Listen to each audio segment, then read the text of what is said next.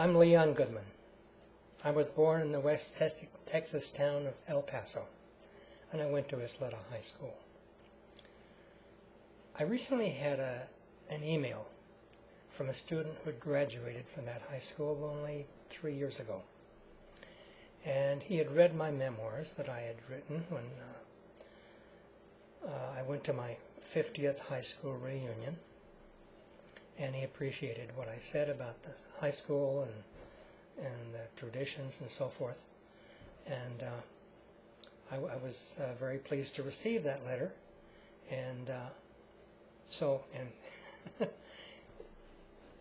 in thanks to him, I decided I would give him the most valuable thing I had, which was my free advice, worth every cent you pay for it. And so I told him a couple of things.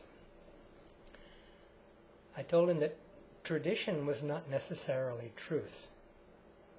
And I had a reason for saying that. Tradition is good, and sometimes is truth. But sometimes the tradition that we carry today is not what we were taught in our youth. I also mentioned that I was influenced by 3 teachers. Ms. Hudson, who taught Latin, and Clara Bell-Simer, who taught civics and American history, and Roy Chambliss, who taught speech. Now in Ysleta, speech was not only how to make a speech, but how to keep from sounding like a Texan. It's often been said that El Paso is a cosmopolitan part of the Southwest and not necessarily like the rest of Texas. And I believe that.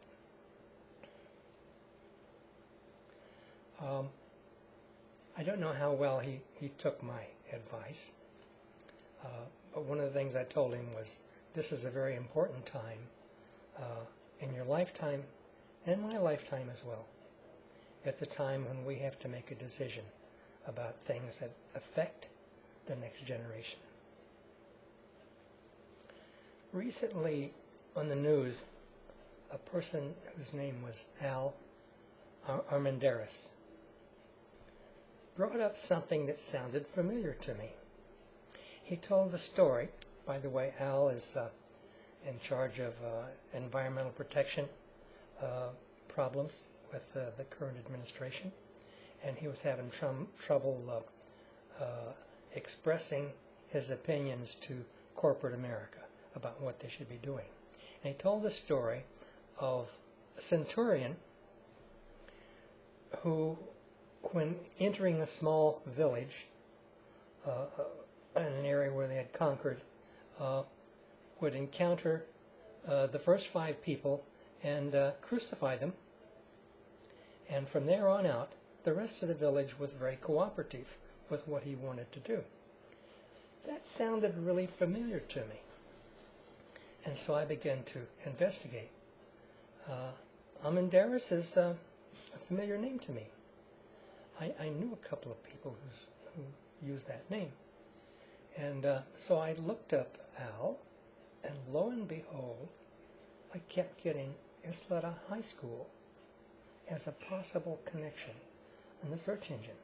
So I checked that Al was a graduate of Ysleta High, and Al, I don't know whether it was this Al, was a graduate of Ysleta High in 1970-72 era. And I said, 70, 72. I began to count backwards, and I says, oh, I know that Armendariz that were there then. One of them was in my Latin gens togata club, which was Latin students that studied under Miss Hudson. And I'd heard that story about the centurions from Miss Hudson. And so I assumed maybe there was a connection there. A generation prior, I must have gone to high school with his father. And so I began to reflect on all the things that I had learned in high school. The things I learned from Clara Bell-Simer about the Constitution and the principles that made an American, and so forth. And I says, I adhere to those things. I also began to find things in the search engine about other students of Ysleta who had been active in politics and who had engaged with the Democrat Party at the time because of their relationship between Hispanics and Americans. And doing that research, I discovered after 55 years or so that I was one of the pasty-faced kids that they were talking about. But I had very little distinction between the Hispanics that I knew and myself. And I didn't know that Rene Baca was possibly Hispanic, even though Baca has got to be a Spanish name. But so I learned a few things, and I learned that those who were trained up in that tradition could no more understand a conservative Republican thought, and that they were really ensconced in their tradition and never able to escape that. Well, I think that's a problem, and my advice to him, I think, was true, that you have to re-examine all the traditions that you know and determine that there really is truth in the traditions that you hold.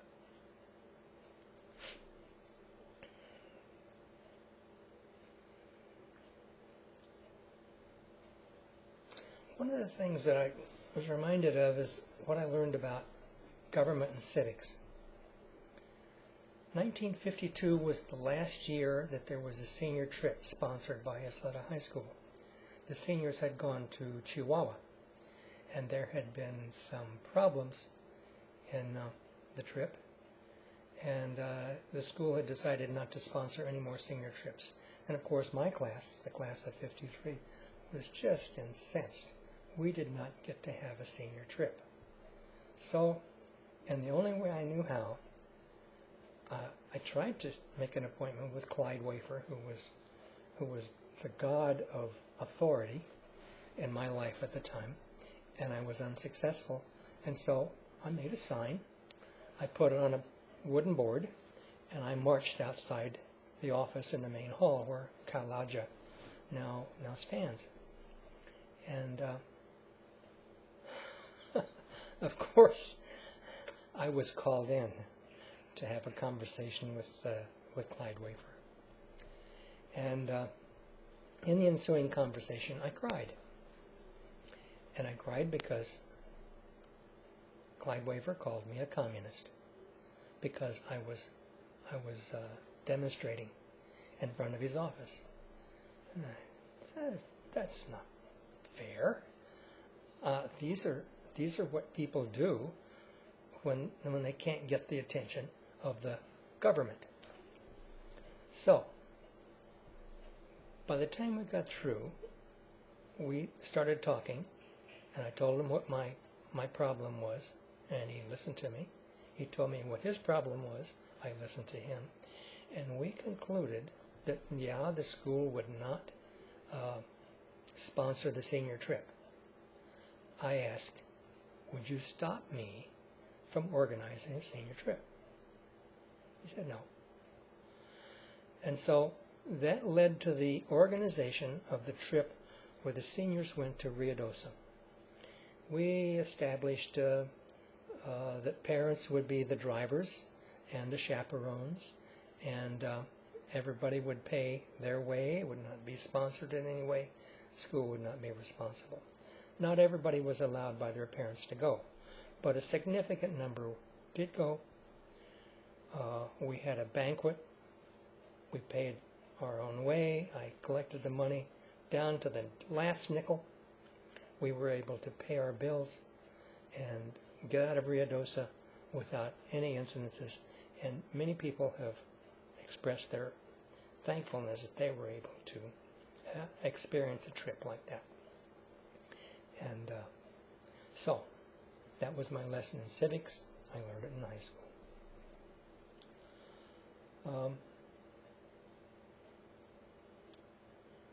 the point.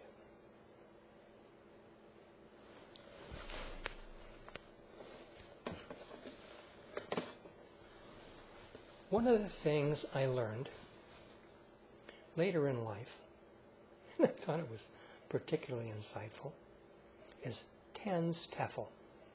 TANSTAFL. Here's how you spell it. Let's see if I can see it on the screen here. There you go. TANSTAFL. Stands for, there ain't no such thing as a free lunch.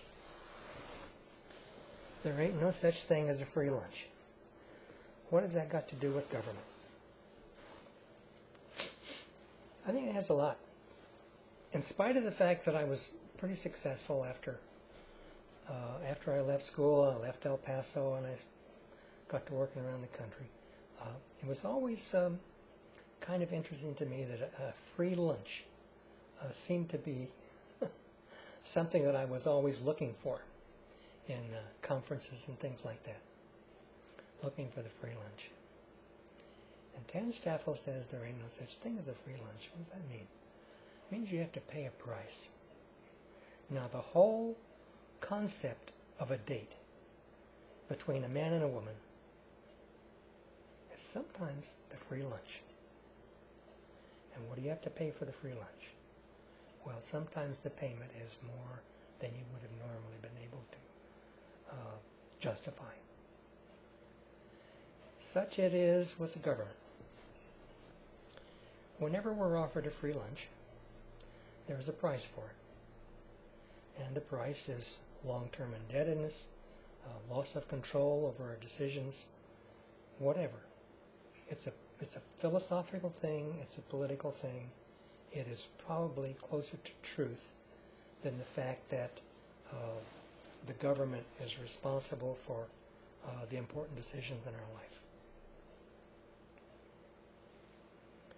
If you've been able to draw these points in your experience or your training with what is happening today, you realize this is probably the most important time of our lives. The time when we have to participate in government, not by putting a sign up and marching in front of a building or anything like that, but by talking to your friends and your neighbors and passing on the good word, the gospel of there ain't no such thing as a free lunch. And the decision we have to make is between the free lunch bunch and the people who are willing to take the responsibility for their lives and to actually control what happens to us now and all the people that follow after us. So I urge you to pay attention and be active.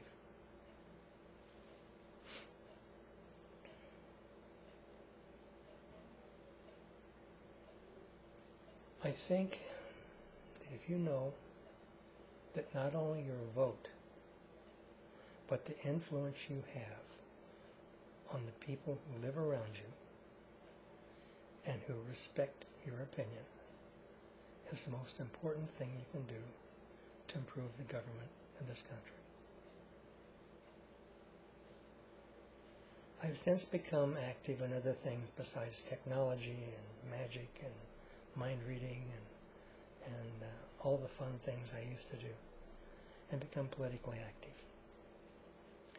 I have a preference for president, but I want you to find out and learn for yourself what that is. Go to ignoramus.us.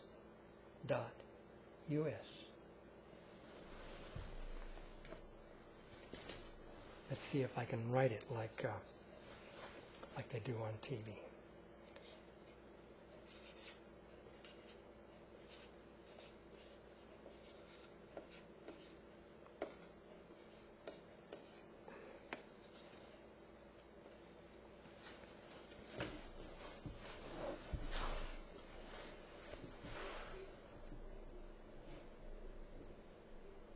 Okay, ignoramus.us. Ignoramus is a Latin word. I learned that from Miss Hudson. Ignoramus is a complete sentence. It means we don't know. Ignoramus. We don't know. If you say it like a question, it means, what do we know? And in that case, you can explain it. And I leave this with you, with the challenge. Tell your friends, tell your neighbors. Try to influence this election so that we don't get entrapped by the free lunch bunch. Thank you. I hope to see you again.